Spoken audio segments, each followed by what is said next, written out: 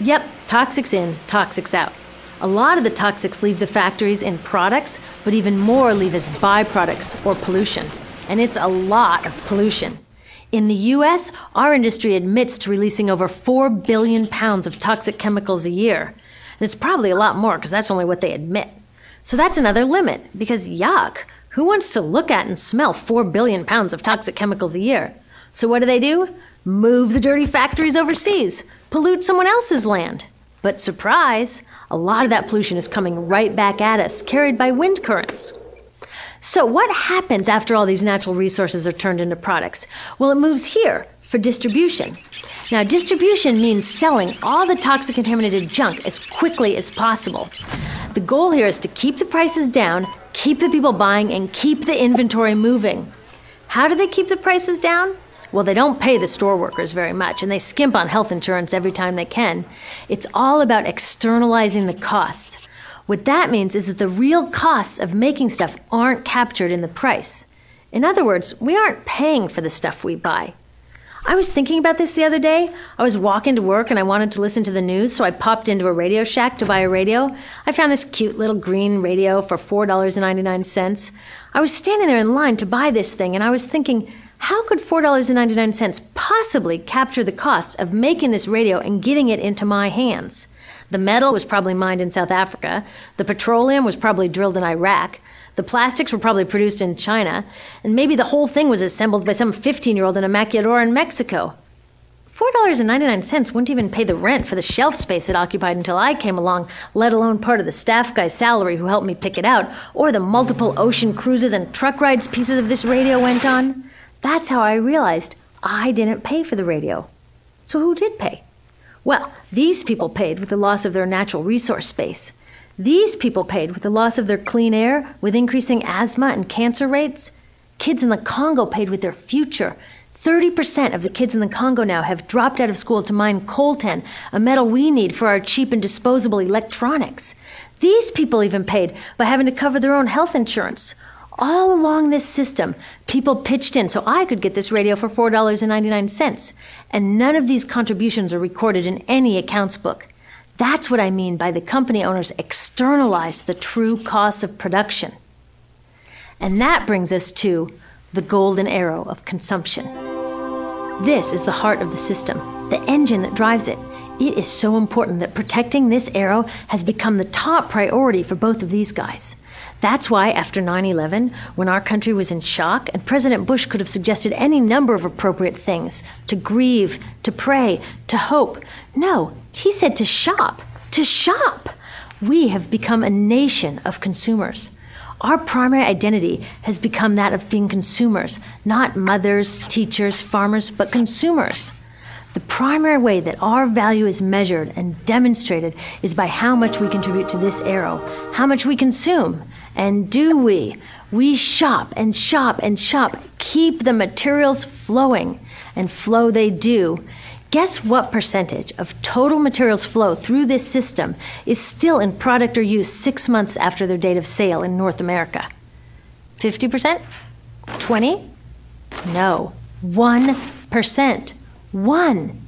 In other words, 99% of the stuff we harvest, mine, process, transport, 99% of the stuff we run through this system is trashed within 6 months.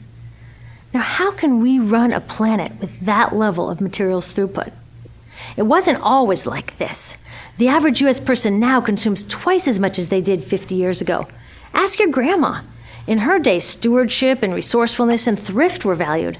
So how did this happen? Well, it didn't just happen. It was designed. Shortly after World War II, these guys were figuring out how to ramp up the economy. Retailing analyst Victor Lebeau articulated the solution that's become the norm for the whole system. He said, our enormously productive economy demands that we make consumption our way of life, that we convert the buying and use of goods into rituals, that we seek our spiritual satisfaction, our ego satisfaction in consumption. We need things consumed, burned up, replaced, and discarded at an ever-accelerating rate. President Eisenhower's Council of Economic Advisors chairman said that the American economy's ultimate purpose is to produce more consumer goods. More consumer goods? Our ultimate purpose? Not provide health care or education or safe transportation or sustainability or justice? Consumer goods? How did they get us to jump on board this program so enthusiastically? Well, two of their most effective strategies are planned obsolescence and perceived obsolescence. Planned obsolescence is another word for designed for the dump. It means they actually make stuff to be useless as quickly as possible, so we'll chuck it and buy a new one. It's obvious with things like plastic bags and coffee cups, but now it's even big stuff. Mops, DVDs, cameras, barbecues even, everything. Even computers. Have you noticed that when you buy a computer now, the technology is changing so fast that in just a couple of years, it's actually an impediment to communication? I was curious about this, so I opened up a big desktop computer to see what was inside. And I found out that the piece that changes each year is just a tiny little piece in the corner. But you can't just change that one piece because each new version is a different shape. So you gotta chuck the whole thing and buy a new one. So I was reading industrial design journals from the 1950s when planned obsolescence was really catching on. These designers are so open about it. They actually discuss how fast can they make stuff break that still leaves the consumer having enough faith in the product to go out and buy another one. It was so intentional. But stuff cannot break fast enough to keep this arrow afloat. So there's also perceived obsolescence. Now, perceived obsolescence convinces us to throw away stuff that is still perfectly useful. How do they do that? Well, they change the way the stuff looks. So if you bought your stuff a couple of years ago, everyone can tell that you haven't contributed to this arrow recently.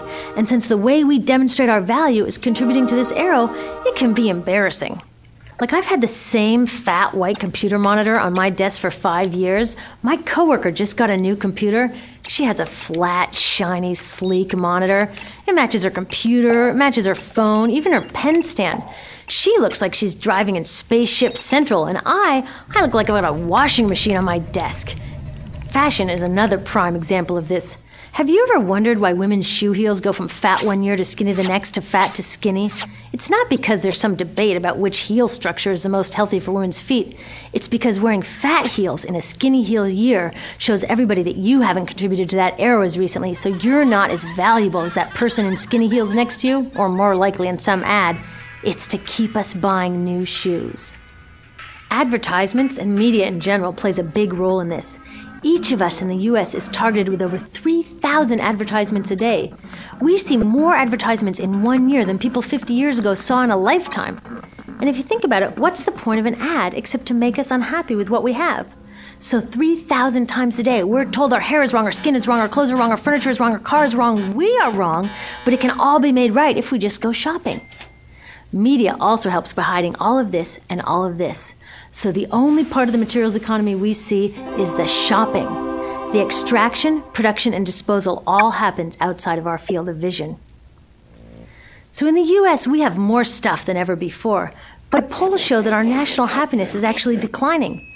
Our national happiness peaked in the 1950s, the same time that this consumption mania exploded. Interesting coincidence.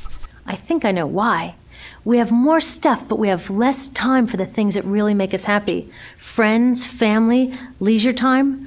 We're working harder than ever. Some analysts say we have less leisure time than any time since feudal society. And do you know what the two main activities are that we do with the scant leisure time we have? Watch TV and shop. In the US, we spend 3 to 4 times as many hours shopping as our counterparts in Europe do. So we're in this ridiculous situation where we go to work, maybe 2 jobs even, and we come home and we're exhausted. So we plop down on our new couch and watch TV, and the commercials tell us you suck. So you got to go to the mall to buy something to feel better, and then you got to go to work more to pay for the stuff you just bought. So you come home and you're more tired, so you sit down and you watch more TV, and it tells you to go to the mall again, and we're on this crazy work, watch, spend treadmill, and we could just stop. So in the